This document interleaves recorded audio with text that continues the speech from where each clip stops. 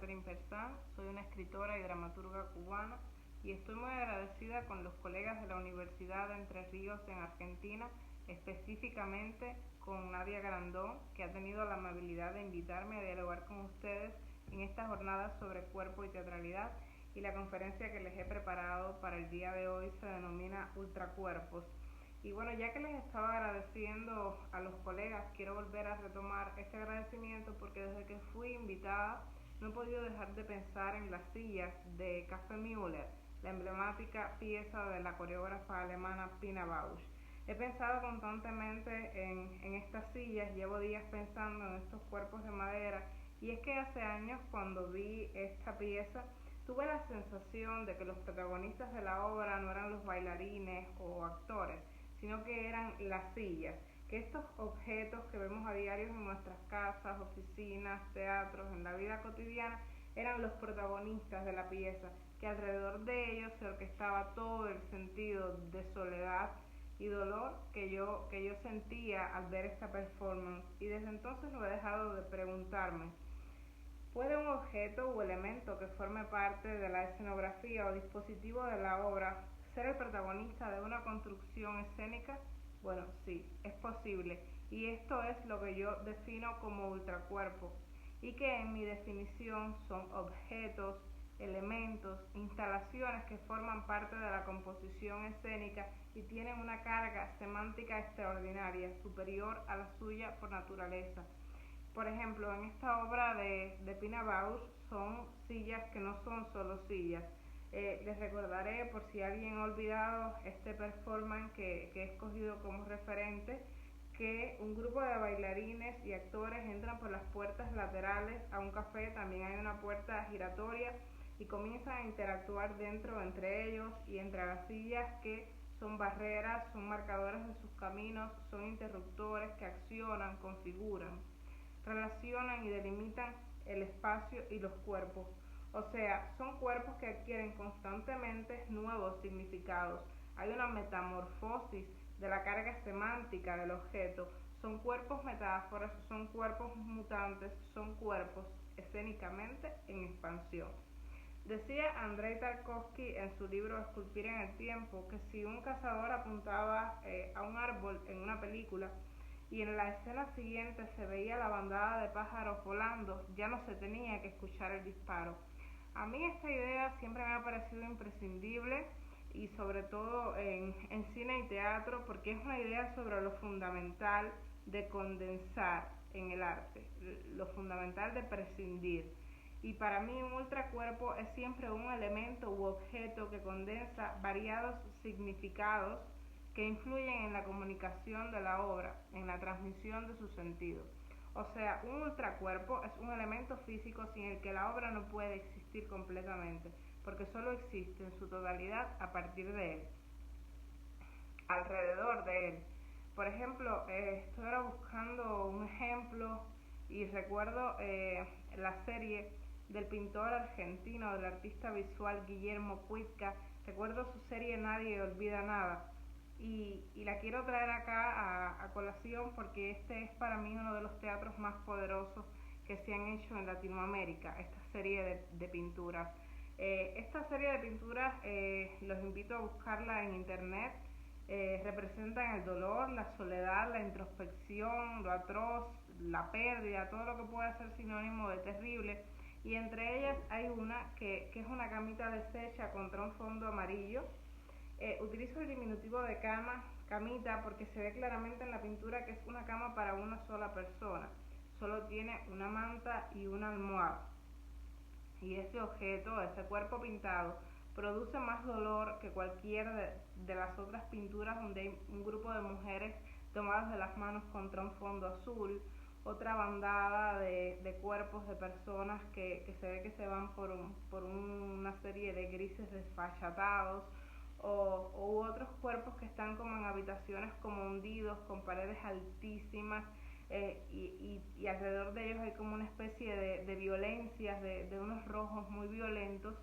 Y bueno, esta camita es más tenebrosa que estas pinturas anteriores, para mí, ¿no? En mi interpretación de la serie, ¿no? Esa camita extendida si yo llevara esta serie de pinturas a escena, sería el elemento fundamental. Se podría prescindir de todo, salvo de una cama en el escenario, de esta camita en el escenario, todo el tiempo y durante toda la obra la tendría en escena, porque para mí un ultracuerpo es un elemento exponencial, un símbolo. Y bueno, ahora que he caído en esta categoría de símbolo, quisiera hablarles de una obra puramente postdramática que escribí hace algunos años y que luego acá en Cuba obtuvo el Premio Nacional de Dramaturgia Abelardo Estorino. Esta obra es El pájaro motosierra y es un texto que tiene como símbolo el ave lira, que es un ave real que habita en Australia y que tiene la capacidad extraordinaria de reproducir cualquier sonido que escuche, incluso el sonido exacto de una motosierra. Hay registros de esto en internet. Y bueno, este pájaro, como les comentaba, tiene esta capacidad de reproducir diversos sonidos, y en el texto, que es un texto feminista, hay reproducciones de voces y referencias a grandes autoras que fueron referentes en la escritura de este texto: Virginia Woolf, Sylvia Plath, Sarah Kane, María Galindo, Simone de Beauvoir, el colectivo norteamericano Guerrilla Girls, entre otras. Y bueno, la lectura performativa que hicimos acá de esta obra en La Habana, que se hizo en el Teatro El Ciervo Encantado, que la hice junto a otros 3 artistas cubanos, utilizamos en escena un revolvín y encima del revolvín colocamos un pájaro de hierro. O sea, el revolvín, no sé si recuerdan lo que es como una cámara giratoria para organizar libros y revistas, y bueno, encima el pájaro que era un pájaro cualquiera, pero fusionados se convirtieron en un símbolo alrededor del cual orquestamos toda la obra. Las luces, los actores, el texto y los sonidos existían alrededor de él, se orquestaban a través de él. Este elemento para mí era el ultracuerpo de la obra, porque expandía su significado, organizaba todo el caos y se convertía en un auténtico protagonista. Los actores éramos ejecutantes, pero esa composición era la matriz de la estructura escénica, el motor de los elementos que configuraban nuestro dispositivo. Para mí, un ultracuerpo en escena es un catalizador de significantes, porque en él se fermenta la esencia y el sentido de la obra. Los quería invitar a encontrar también una forma de detectar un ultracuerpo en textos teatrales para llevarlos a escena. O sea, ¿cómo detecto este elemento en el que se fermenta la esencia de la obra, ¿no? Este elemento que es un catalizador de significantes.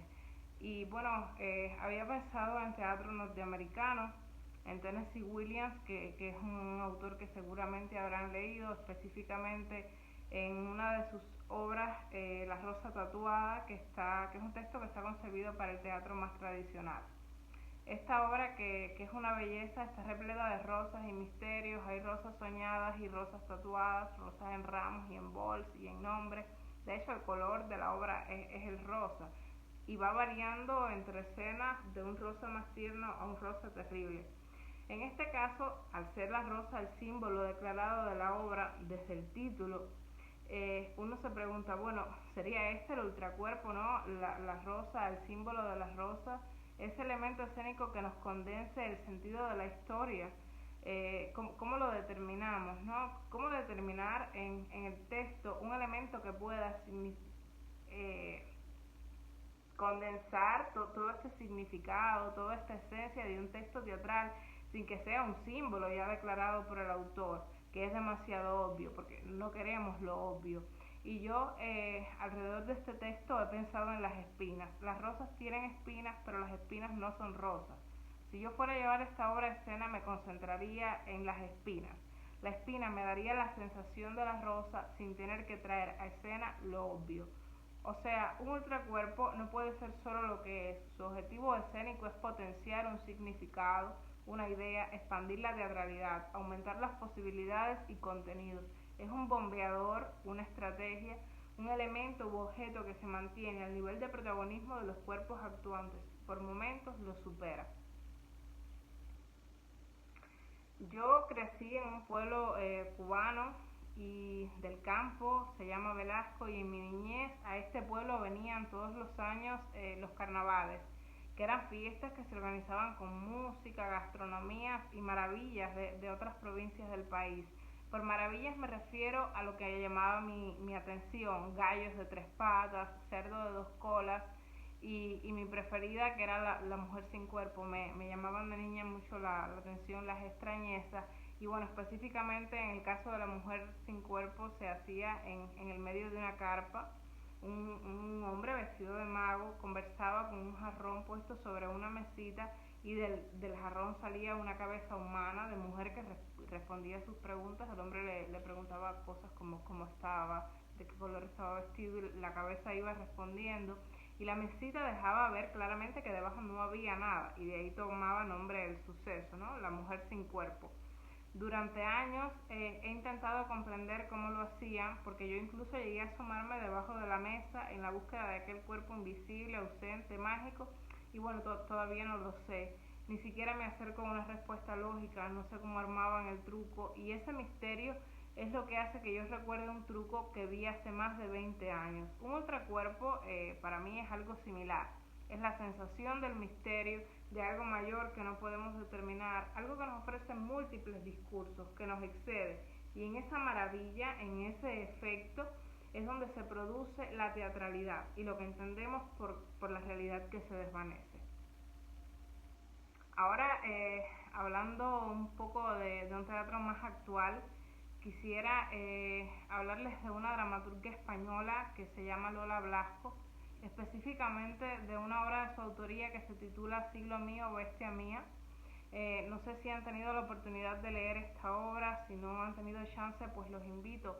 Creo que en el Centro Dramático Nacional hay una serie de acceso en internet a estos archivos. Los invito por ahí a googlear el nombre de la obra, Siglo mío, bestia mía, una obra preciosa. Y bueno, en la escritura de este texto hay una serie de intervenciones en forma de monólogo que la autora define como cuaderno de bitácora. De Siglo mío, que bueno, es una obra ampliamente metafórica, me atrevería a dar una especie de sinopsis no definitoria, que sería la siguiente. Yo, así se llama la protagonista, y el piloto, que es uno de los personajes, conversan sobre nudos de mar y una bestia terrible a bordo de un barco, hasta que entra en escena un tercer personaje, el buzo, del que yo se enamora y con el que diserta, entre otras cosas, sobre el sentido de la vida a la sombra de su bestia. La autora escoge en esta obra la visualidad de un cuaderno de bitácora para hablarle al mundo, y este elemento, el cuaderno de bitácora, cuyo objetivo claro es que un marinero relate lo acontecido en sus viajes, se convierte dentro del texto en un altavoz, en un prisma, y cuando lo leo no puedo dejar de pensarlo como un ultracuerpo, aunque no sea un objeto, sino una forma de concebir un texto en sí. E imagino en una posible puesta en escena a este elemento, el cuaderno de bitácora, como el eje de esa representación. Quiero agradecer a Nadia Grandón, porque cuando me hacía esta invitación a dialogar con ustedes, también me pedía que les hablara un poco de mi dramaturgia. Y bueno, actualmente me encuentro en la conformación de lo que yo he denominado un paisaje de uno de mis textos, Cabo de Hornos, y esta conformación del paisaje la haré a través de los elementos y objetos que componen la visualidad de esta obra. Este proyecto lo presentaré muy pronto en una galería acá en La Habana, y bueno, tiene el sentido en el que Gertrude Stein deseaba el teatro, que fuera un paisaje que pudiera observarse de tal forma. Tengo esa intención, que los espectadores entren a la galería y se encuentren con estos elementos, con estos objetos que componen la visualidad de la obra.